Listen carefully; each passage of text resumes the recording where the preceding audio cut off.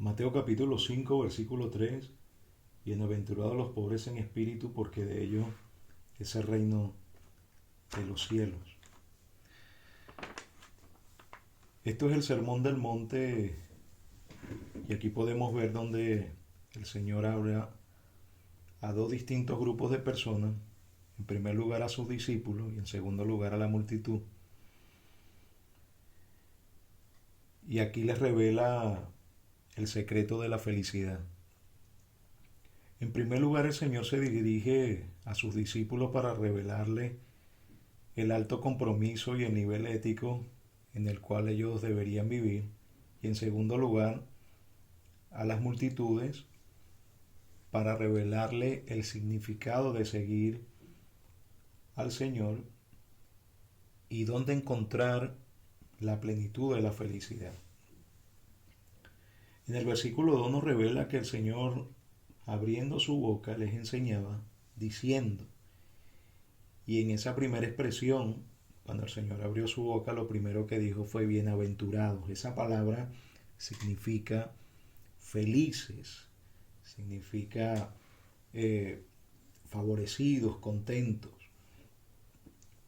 Pero cuán incruente era esa palabra con su audiencia, ya que los que estaban allí escuchándole estaban lejos de esa realidad, ya que ellos se encontraban bajo el imperio romano y ellos eran víctimas del mismo imperio, habían sido conquistados, habían sido vencidos, sojuzgados, pobres, abatidos, harapientos, habían sido hipotecados por un gobierno extranjero y sus vidas no tenían esperanza, en ellos no había ninguna ilusión. Y el Señor abre su boca diciéndole bienaventurados, felices los pobres en espíritu.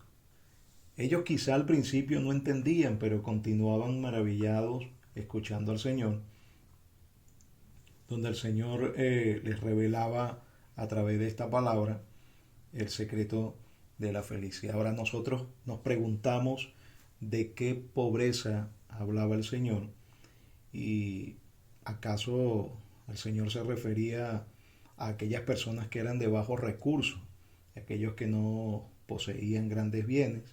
Obviamente que no.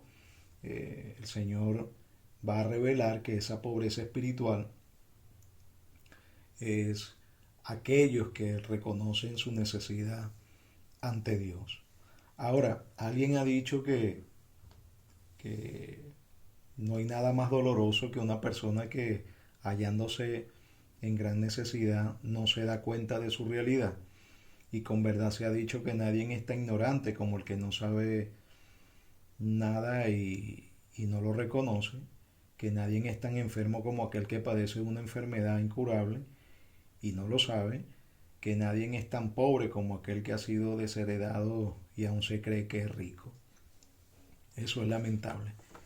Pero los pobres en espíritu son aquellos que no miden el valor de la vida por las posesiones terrenales que se fuman, que son transitorias y son pasajeras, sino que los pobres en espíritu son aquellos que abiertamente confiesan su falta de riqueza espiritual y con humildad de corazón claman a Dios diciendo, ten misericordia de mí, oh Señor, que soy pecador, para así recibir y entrar en la economía de Dios. Porque en la economía de Dios, el vaciar es el antes que el llenar, la confesión es antes que el perdón y la pobreza antes que la riqueza. Cristo dijo que hay una felicidad en el reconocimiento de esa pobreza espiritual que nos permite que Dios pueda entrar en nuestras almas. El hombre ha pecado contra su Creador, Dios es santo, Dios es recto, Dios es justo y en su presencia no puede permitir el pecado y consecuentemente el pecado se ha interpuesto entre Dios y los hombres. Los pobres en espíritu reconocen su condición de criaturas y de pecadores y aún más están dispuestos a confesar su pecado y a renunciar a ellos. En segundo lugar, los pobres en espíritu están convencidos plenamente que su provisión está en la muerte y la resurrección de Jesucristo. Debemos reconocer que La medicina ha dado pasos agigantados y ha hecho grandes descubrimientos y ha hallado remedios para las enfermedades, ha descubierto vacunas para prevenir eh, enfermedades, llámese como la que tuvimos no hace mucho como la pandemia, y han descubierto vacunas para prevenir todo tipo de enfermedades y dolencias. Pero ¿no sería maravilloso que el hombre pudiera descubrir un remedio absoluto para dar solución a todos los males del ser humano? Podríamos decir que con una simple inyección puesta en el brazo de cada ser humano pudiese sentir amor en vez de odio, contentamiento en lugar de codicia.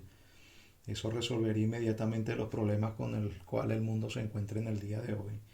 Ahora, los diarios nos indican que el descontento y la infelicidad que existe en todo el mundo es el resultado de la codicia, de ambiciones, de sensualidad, de prejuicios y malos deseos. Si los hombres pudiesen hallar contentamiento en cualquier situación que se encuentran y se amasen a sus semejantes sin tener en cuenta el color de la piel, sin los que tienen si los que tienen se compadecieran de los que no tienen y los avaros abandonaran su terrible ambición de poder, este mundo sería obviamente totalmente diferente. Ahora, si nosotros encontramos el remedio para las equivocaciones y los fracasos y los pecados de la humanidad, supongamos que de forma milagrosa se pudiera enderezar el pasado, desenredar todos los enredos de la vida, el pasado, y se pudieran reparar todas las cuerdas rotas de la vida, esto sería algo, un revuelo, sería un boom en el mundo entero y saldría en las primeras páginas de los diarios en el día de hoy. Pero no es así, la realidad es otra, pero hay una buena noticia, hay una solución, hay un remedio, hay algo maravilloso donde podemos experimentar realmente la verdadera felicidad, donde se le puede dar solución al pecado, a la confusión, a la desilusión de la vida, donde pueden ser reemplazados por la rectitud, la alegría, el contentamiento y la felicidad. Pueden impartirse al alma una paz que no depende de circunstancias externas, y ese remedio fue provisto por Jesús hace 2000 años en la cruz del Calvario. La muerte de Cristo y la resurrección de Cristo ha dado solución, es el remedio a todo ser humano que cambia nuestra vida. El contentamiento, la paz y la felicidad vendrán por primera vez a nuestra alma cuando reconocemos ese acto, cuando reconocemos el amor de Dios que dio a su Hijo por amor al mundo entero, y todo aquel que cree y le reciba será salvo, porque de tal manera amó Dios al mundo que ha dado su Hijo unigénito para que todo aquel que en él crea no se pierda, mas tenga vida eterna. En tercer lugar, los pobres en espíritu son aquellos que reconocen su dependencia de Dios. Por eso Juan 15:5 dice, porque separados de mí nada podéis hacer. Los pobres en espíritu reconocen que necesitan a Dios en todas las áreas de la vida. Por eso Jesucristo dijo que tenemos que volvernos como niños para entrar al reino de los cielos, y los niños dependen de otros. Es decir, que un niño depende de su padre por la protección, el alimento, el calzado, el abrigo, el techo. Y sería algo que no cuadra, ¿no? Sería algo inconcebible que un niño no dependiera de su padre. Lo normal es que un niño depende totalmente de su padre y que no tiene problemas para pedir a su padre favores, ya que sería algo anormal.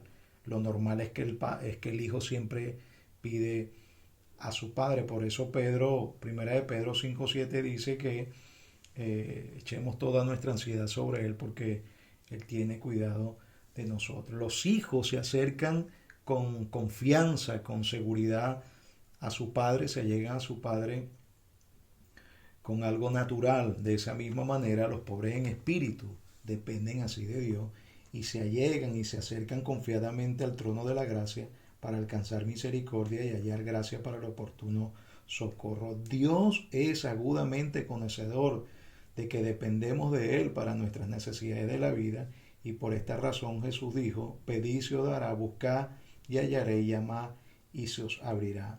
Es feliz el hombre que ha aprendido el secreto de llegarse a Dios diariamente en oración, y más toda esta felicidad y todos estos ilimitados beneficios que fluyen de la despensa de los cielos dependen de nuestra relación absoluta con nuestro Dios. Y por último, los pobres en espíritu son aquellos que se niegan a sí mismos para poder servir de verdad a Cristo. Los pobres en espíritu son aquellos que están dispuestos a soltar aquello que está almacenados en sí mismos y hacer lo que dijo Jesucristo: negarse a sí mismo, tomar su cruz y seguirle.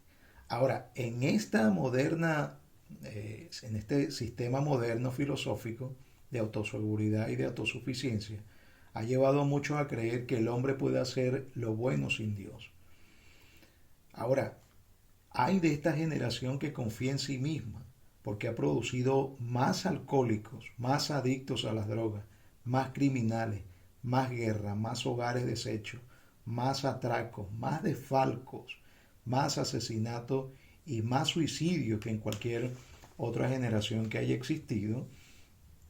Y es hora de que todos nosotros, comenzando por los intelectuales, repasemos nuestros fracasos, desatinados y costosos errores. Es hora de que confiemos menos en nosotros mismos y tengamos más confianza y más fe en Jesucristo, el Hijo de Dios. La realidad, encontramos en la Biblia historias como la del joven rico que se llegó a Jesús lleno de piedad, supuesta piedad, lleno de sus riquezas y de su codicia, en el cual se presentó al Señor para pedirle cómo hacer para heredar vida eterna, pero el Señor le dijo que se desprendiera de sí mismo, de su riqueza, y él no lo hizo. Asimismo, a nuestro alrededor hallamos en el día de hoy arrogancia, orgullo y egoísmo, y estos son los resultados de una vida de pecado. Los pobres en espíritu reconocen que necesitan a Dios, que están en bancarrota, para entrar en la economía de Dios y experimentar la verdadera felicidad. Bienaventurados los pobres en espíritu, porque de ellos es el reino